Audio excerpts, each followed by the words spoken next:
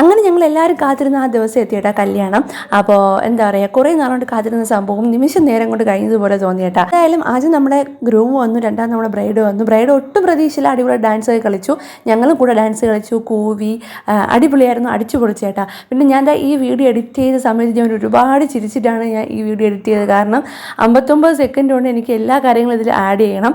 അപ്പോൾ ഞാൻ സ്പീഡിലാണ് കേട്ടോ ഈ വീഡിയോസൊക്കെ എഡിറ്റ് ചെയ്യുന്നത്. പിന്നെ ഇരിക്കുന്ന ഈ 3 കുരുട്ടുകൾ എന്നെ കുറ്റം പറഞ്ഞുകൊണ്ടാണ് കേട്ടോ ഇരിക്കുന്നത്. അവരെന്നെ കുറ്റം പറയുന്നത് അതിൽ വോയിസ് ഉണ്ട് കേട്ടോ. പിന്നെ ഞാൻ ഇത് കാണിക്കുന്നില്ല കാരണം സമയമില്ലാത്തത് കൊണ്ട്. അങ്ങനെ വൈകിട്ട് ഒരു 7 മണിയൊക്കെ ആയപ്പോഴത്തേക്കും ഞങ്ങൾ ഗ്രൂമിൻ്റെ വീട്ടിലോട്ട് പോയേട്ടാ, പയ്യൻ്റെ വീട്ടിലോട്ട്. അവിടെ ഡാൻസും പാട്ടൊക്കെ ആയിരുന്നു.